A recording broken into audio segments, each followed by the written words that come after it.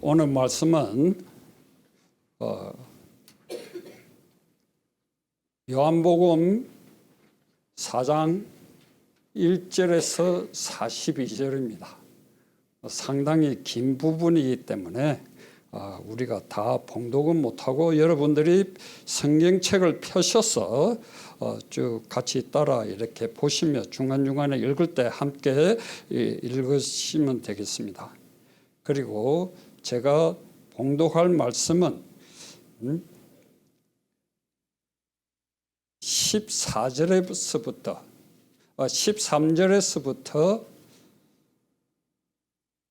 18절까지만 여러분 다 찾으시고 여러분은 눈으로 따라 읽으시면 되겠습니다. 13절부터 요한복음 4장 13절부터 18절까지 제가 봉독하도록 하겠습니다. 예수께서 대답하여 이르시되 이 물을 마시는 자마다 다시 목마르니와 내가 주는 물을 마시는 자는 영원히 목마르지 아니하리니 내가 주는 물은 그 속에서 영생하도록 솟아나는 샘물이 되리라. 여자가 이르되 주여 그런 물을 내게 주사 목마르지도 않고 또 여기 물 기르러 오지도 않게 하옵소서. 이르시되 가서 내 남편을 불러오라. 여자가 대답하여 이르되 나는 남편이 없나이다. 예수께서 이르시되 내가 남편이 없다 하는 말이 옳도다. 너에게 남편 5이 있었고 지금 있는 자도 내 남편이 아니니 내 말이 참되도다.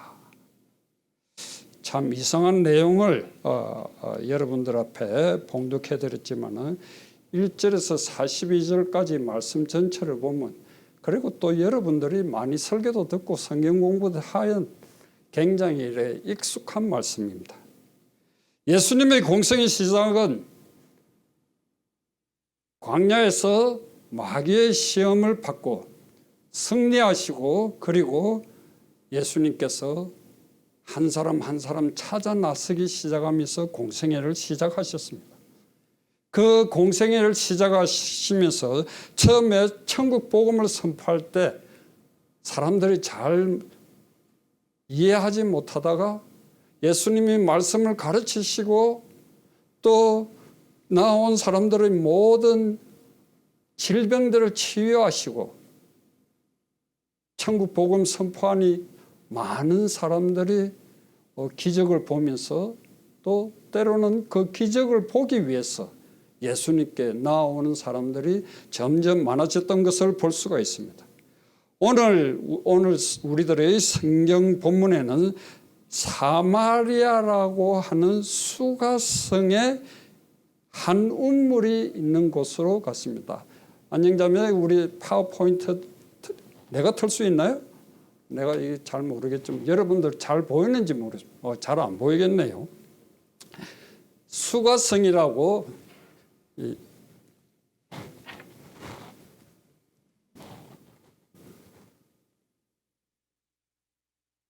요게가 수가성입니다. 요까지가 유대 땅입니다.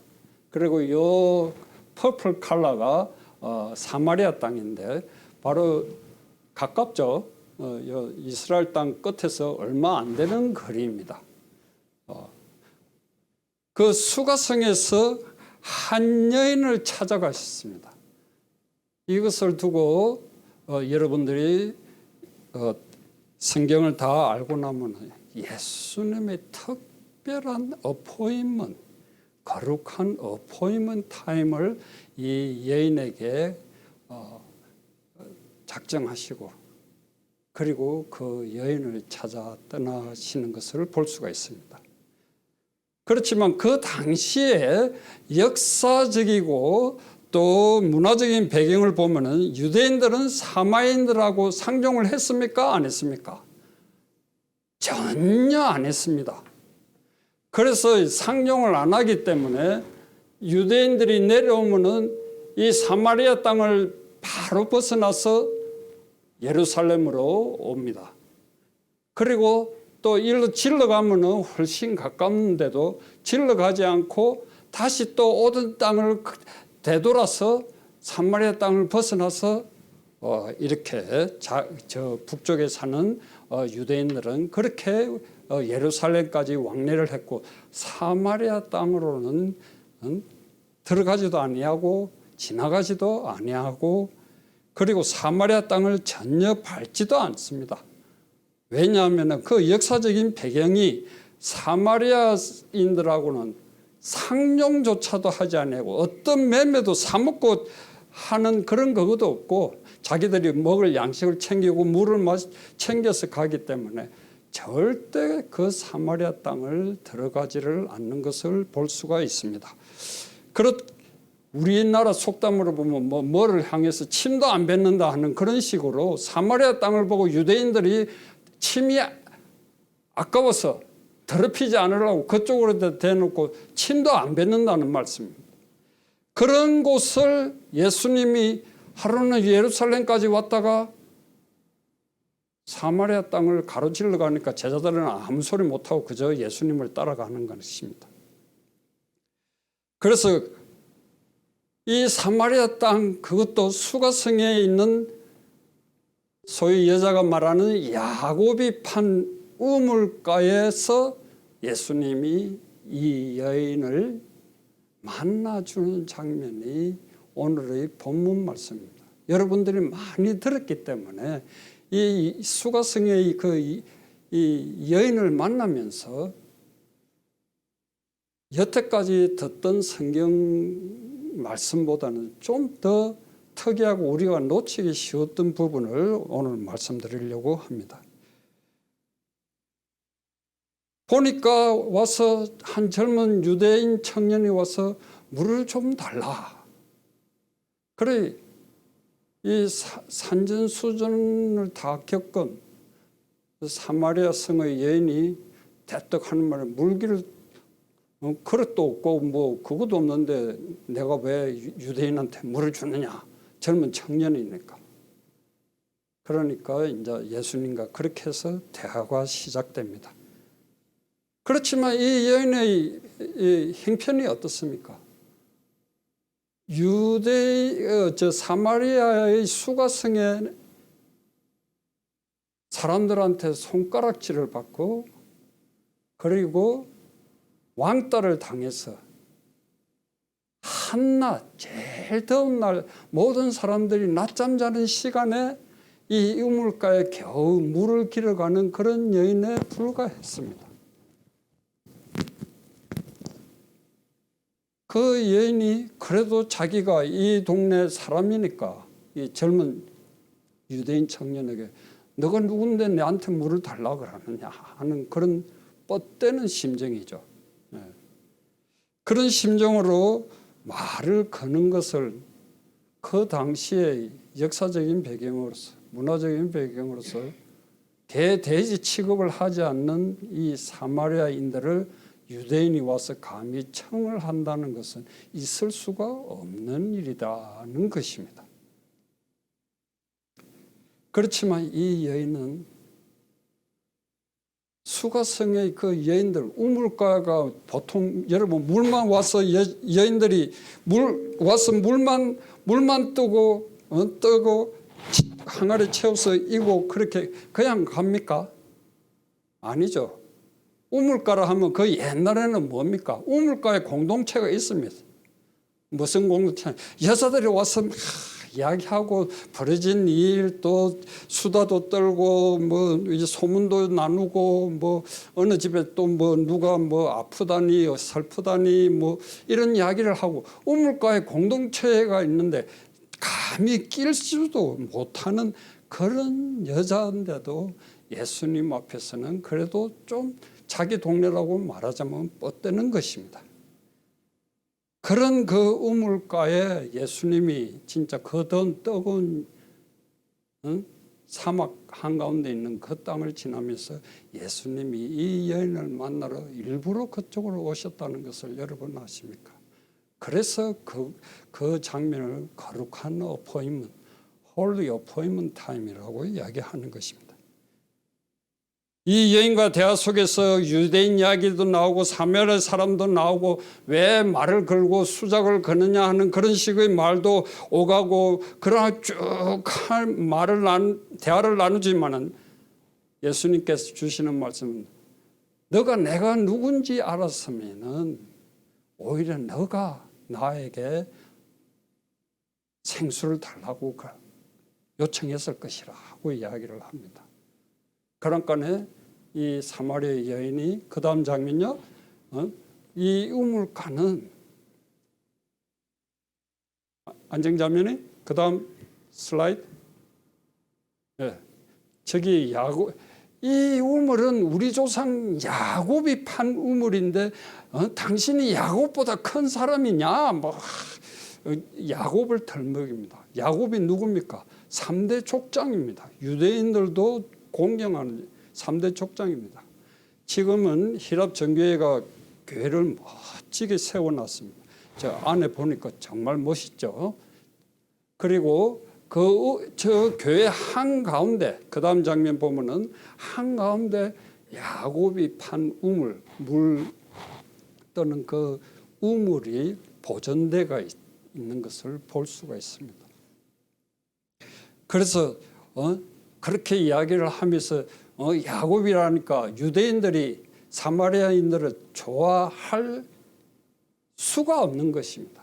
왜냐하면 사마리아인이라는 사람은 민족은 옛날부터 있어온 민족이 아니고 옛날 북이스라엘이 아수르에게 멸망당해서 아수르 이 제국의 그 정치가 침략해가 다 뺏고 멸망시키고 그리고 그 민족혼을 없애기 위해서 그 민족의 일부를 또 다른 침략해가 승리한 곳으로 데리고 가가 거기에 사람들하고 혼합을 시키고 여기도 혼합을 시키고 그렇게 해서 내려오는 민족이 사마리아 땅에 살기 때문에 사마리아인이라고 했고 서로 엄청나게 싸웁니다. 여러분 수전절이라고 하는 성결케 하는 그 시기에도 사마리아 사람들은 굉장히 유대인들을 괴롭힌 그런 장면이 있습니다. 그리고 그것까지 다 이야기하면 오늘 두세 시간 설교해야 되니까 다 그거는 빼고 그래서 여자가 하는 말이 이제는 종교적인 문제 어디에서 예배를 드리는 게 옳으냐. 우물가에 부끄러워 나오기도 힘든 그 여자가 그렇게 예수님에게 믿습니다. 그럴 때 예수님께서 이도 저도 아니고 신령과 진정으로 옛날 번역이 그렇게 되어 있고 지금의 번역은 영과 진리로 성령과 진리 예수님 이름으로 예배를 드리라고 하는 그 말씀을 그 여인에게 줍니다. 그래도 여인이 굽히지를 않는 그런 기세니까 예수님이 가서 내 남편을 불러오라 그럽니다. 이 여인이 남편이 몇이 있었다고요? 5사람. 야, 제주도 좋아. 5사람. 그런데 지금 살고 있는 사람은 남편이 아니니까 도합 몇입니까? 6사람이에요. 6사람이 남자를 거느리는 지금으로 보면 참 대단한 사람입니다. 가서 내 남편을 데리고 오라. 이 말씀 이 여인이 가장 아픈 상처고 드러내기 싫어하는 치부이며 손가락질 받는 그 부끄러움을 예수님이 그 자리에서 그 상처를 드러내게 만들어 버린다는 것입니다. 여인이 꼼짝도 못합니다. 그 말만 나오면 여인이 그냥 지구민이 어디 있는가 싶어서 숨을 지낼 정도로 숨고 싶은 마음으로 가서 내 남편을 데리고 오라. 여러분 예수님 앞에 여러분 숨길 것이 있습니까? 숨길 수 있습니까, 여러분? 이 여인이 이 말에 꼬꾸라지면서 상처뿐이고 아무런 가치가 없는 자신의 걸레 같은 삶이라고 그것을 더 비참하게 만드는 이 말을 들으면서 예수님이 그런 여인을 조롱하기 위해서 너 남편을 데리고 오라고 말씀하셨겠습니까? 이 여인이 한없이 예수님 앞이라도 감추고 싶은 그 부끄러움, 그 면을 예수님이 털어낸 그 이유가 어디에 있느냐 하는 것입니다.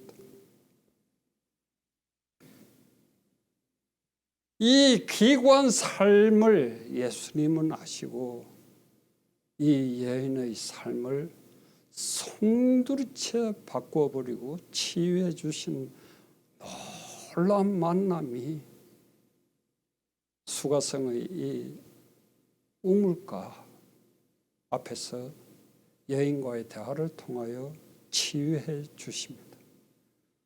이 여인이 치유받았다는 것을 우리가 어떻게 알 수가 있습니까? 이 여인이 널을 건드리는 이 가장 치욕적인 이 부끄럼, 망가진 이 세상의 삶을 아랑곳하지 아니하고 우리 4장 25절에서 30절까지 일단 먼저 다 같이 읽읍시다. 4장 25절부터 30절까지 시작. 여자가 이르되 메시아 곧 그리스도라 하는 이가 오실 줄을 내가 아노니 그가 오시면 모든 것을 우리에게 알려주시리이다. 예수께서 이르시되 내가 말하는 내가 그러하 하시니라. 이때 제자들이 돌아와서 예수께 여자와 말씀하시는 것을 이상히 여겼으나 무엇을 구하시나이까 어찌하여 그와 말씀하시나이까 묻는 자가 없더라. 여자가 물동이를 버려두고 동네로 들어가서 사람들에게 이르되 내가 행한 모든 일을 내게 말한 사람을 와서 보라. 이는 그리스도가 아니냐 하니 그들이 동네에서 나와 예수께 오더라. 이 여인은 메시아 그리스도 예수를 만나고 난 다음에는 자기의 모든 수치와 부끄러움이 씻어진 것을 이 여인은 알았습니다. 이제는 예수님 앞에서 그 어떤 부끄러움이 드러나도 그것이 용서가 되었다 하는 그 떳떳함. 여러분들, 진리가 너희를 자유케 하리라. 이 진리가 예수 그리스도가 우리를 자유케 해주신다는 말씀입니다. 예수님이 십자가에서 우리의 모든 죄를 위하여 돌아가셨을 때 그 돌아가신 그 은혜 때문에 우리가 자유자가 되었다는 것입니다. 믿으십니까? 예수님으로 그래서 물동이를 버려두고 달려가서 이때까지 손가락질하고 사람 취급하지 않는 그 동네 수가성에 가서 동네방네 외치는 것입니다. 그리스도를 만났다. 사람들이 그냥 또 그러면 또 믿습니까? 저 미친 여자가 또 왜 또 대낮에 실성했나 이렇게 생각 안 하겠어요. 내가 한 모든 과거를 지금의 일을 다 알고 있는 메시아를 만났다. 똑같은 말. 그리스도의 메시아. 하나는 히브리어고 하나는 히랍은 그 그리스도를 만났다.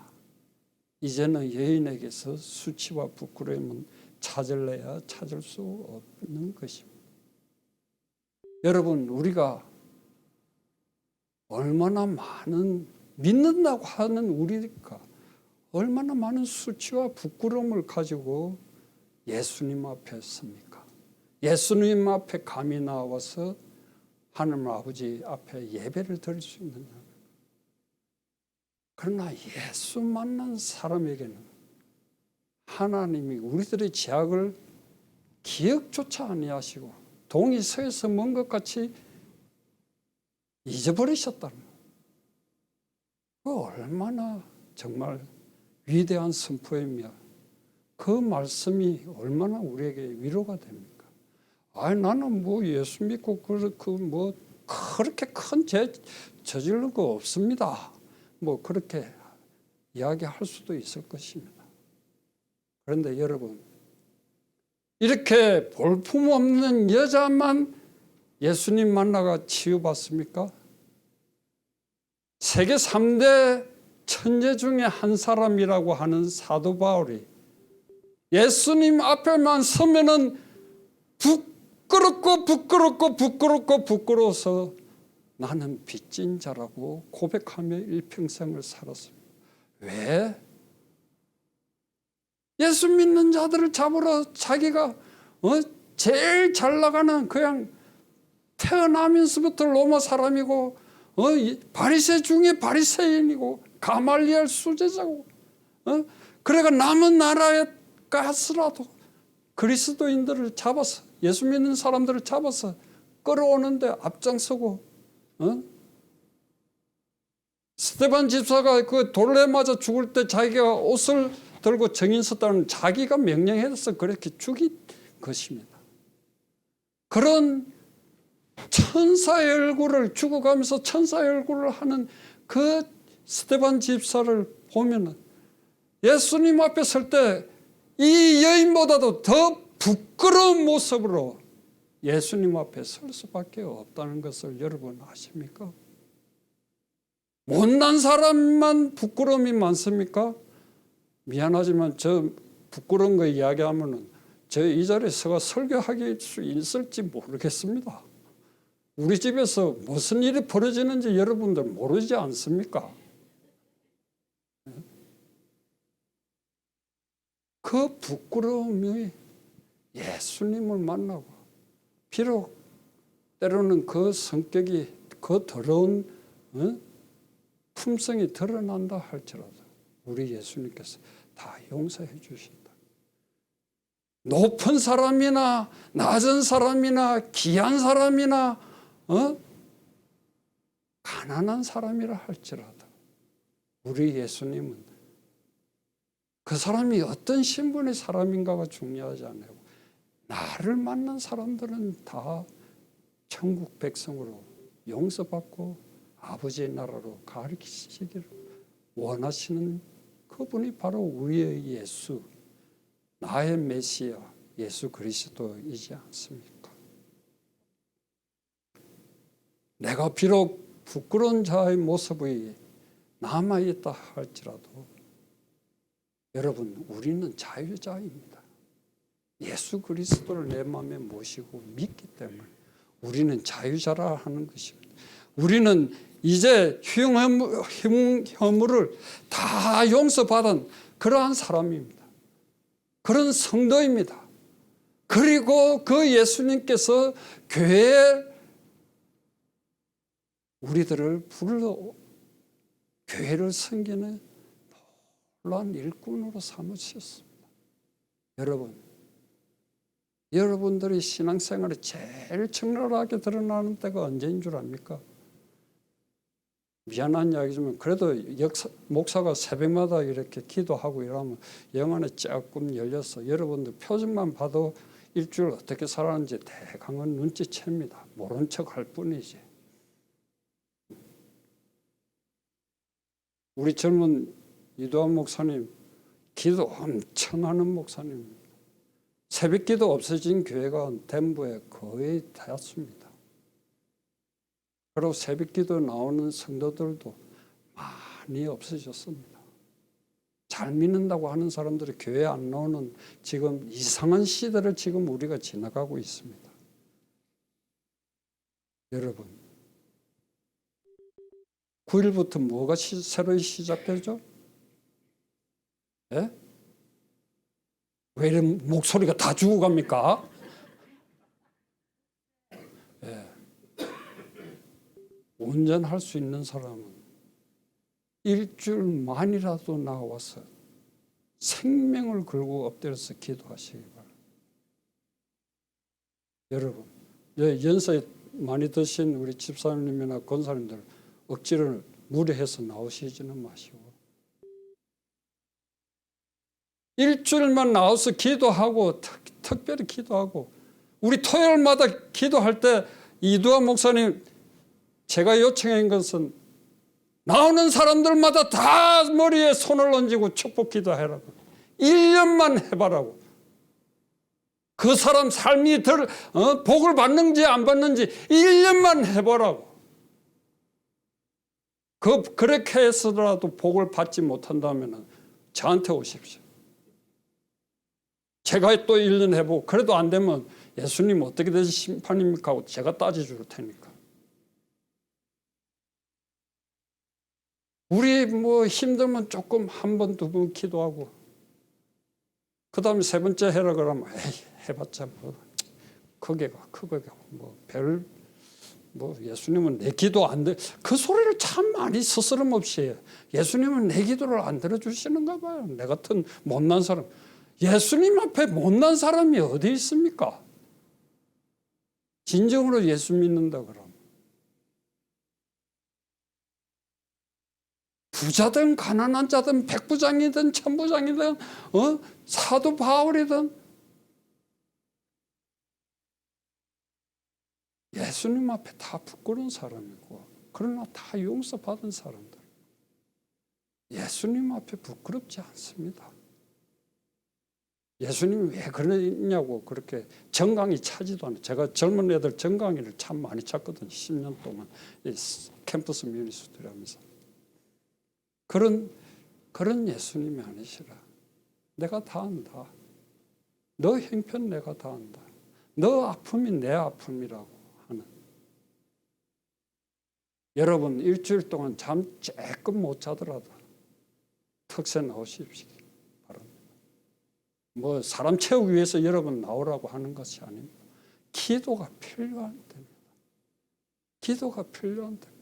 여러분 삶들을 보면 얼굴 보면 정말 특별한 기도가 필요한 때입니다. 제가 자꾸 떨어뜨려서 그렇지만 제 기도 수첩입니다. 여러분들이 뭐 어떻다 하는 거 이게 다 있습니다. 제가 옛날 우리 교인들한테는 다 보여요. 1년 12달 쫙 적어놓고 쫙 그때 체크하는데 빨간 마크 안 돼가 있는 것이 없습니다. 여러분 와서 특세 기간 동안이라도 기도해 보시기 바랍니다. 그렇게 기도할 때 예수님이 진정히 우리를 감싸안고 끌어안고 하나님 앞에 복을 빌어주셔야지 않겠습니까? 여러분 올해 이 목사님이 주의 계획을 알아 실행하는 교회라고 표를 지었습니다. 이 표도 그냥 나오는 것이 아닙니다. 기도하고 또 기도하고 기도하고 또 기도하고. 그래가 12월 보통 주시는 것이 12월 마지막 주일 한 이틀 전에 탁 주십니다. 그럼 그때 이제 송구영신 예배하면서 밝히는 겁니다. 여러분 주의 계획을 아는 사람이 누구입니까? 기도하지 않으면 주의 계획 모릅니다. 교회 예배 나오지 않으면 주보 암만 실어가지고 여러분들이 뭐 온라인으로 봐도 이거 외우지도 못할 것입니다. 설교 좀 길었습니다만 여러분 이해하시고 이 늙은 사람들의 특징이 또 특권이 조금 길게 하는 겁니다. 기도하지. 특세 기간에 얼마나 나와서 기도하실지 저 기대가 됩니다. 기도하시기 바랍니다. 기도합시다. 옛날에 이 덴버 땅에서 젊은이들이 새벽 기도 안 하잖아요. 한 30명이 나와서 새벽 기도하고 직장에 출근했습니다. 화장품 통 들고 나오고 커피 들고 나가 새벽 기도 끝나고 나면은 그 화장실에 넓어서 여자애들은 거기서 이제 치장을 하고 나가면서 스타벅에 가 커피 한 잔 들고 그렇게 40일을 기도하는데 자기가 소원하던 거 꼭 그 기도해서 소원이 이루어졌다는 것보다 그렇게 기도하다면 얼굴빛이 변하더라. 그리고 한 달, 두 달, 세 달, 네 달, 다섯 달 지나니까 자기들의 고민들이 다 응답받았다고. 하다못해 개 아픈 개를 데리고 와서 목사님 기도해 주세요. 그래서 제가 좀 처음으로 개 머리에 손을 얹고 기도해 봤습니다. 여러분, 우리들의 뜨뜻미지근한 신앙으로는 이룰 수 없는 것입니다. 예수님이 제일 싫어하는 신앙이 무슨 신앙이냐? 부끄러운 모습의 신앙이 아니라 뜨뜻미지근한 거예요. 교회도 가끔 와서 하나님 앞에 예배 드려주는 것. 이것을 예배라고 이야기할 수 있는지는 모르겠지만 그런 예배를 예수님이 제일 싫어하신다는 것입니다. 이 특세를 통해서 여러분들도 나도 다 변하고 또 응답받고 복을 받는 그러한 시간이 됐으면 좋겠습니다. 예수님 앞에서 감추고 싶은 거 비록 있으면 나와서 절대 목사들한테 그거 이야기할 필요가 없습니다. 여러분들 마음이 열리겠죠. 옆에 친구들한테 이야기해봐야 두세 번 들으면 그만해라 그냥 뭐 많이 들었는데 예수님은 듣고 또 듣고 또 듣고 1000번도 더 들어주십니다. 예수님은 우리의 메시아이신 예수 그리스도께서 내 앞에 다 내려놓으라고 오히려 우리를 초청하시는 것입니다. 여러분, 우리의 감추고 싶은 그 부끄러움을 내려놓고 주님 앞에 나왔습니다 하는 그 간절한 마음을 일주일 특세를 통해서 그 특세를 위해서 지금 아리조나에서 운전하고 지금 달려오고 있지 않습니까? 우리 젊은 목사님, 어떻게 보면 여러분들의 자식 나이에 비슷한 그런 젊은 목사님 실망시키지 맙시다. 제발 실망시키지 말고 나서 힘이 되어주고 그런 젊은 목사님이 앞으로 일어서는 힘을 얻는 또 그러한 계기도 만들어 주시면서 그것이 목사님을 잘 보호해주고 또 목사님을 믿고 따라가는 그 길이라는 것을 깨달으시고 우리 나와서 다 함께 우리의 부끄러운 모습을 기도로 하나님 앞에 올려드림으로써 여러분과 나가 치유받는 그러한 이 한 주간이 되시기를 간절히 축원합니다. 다 같이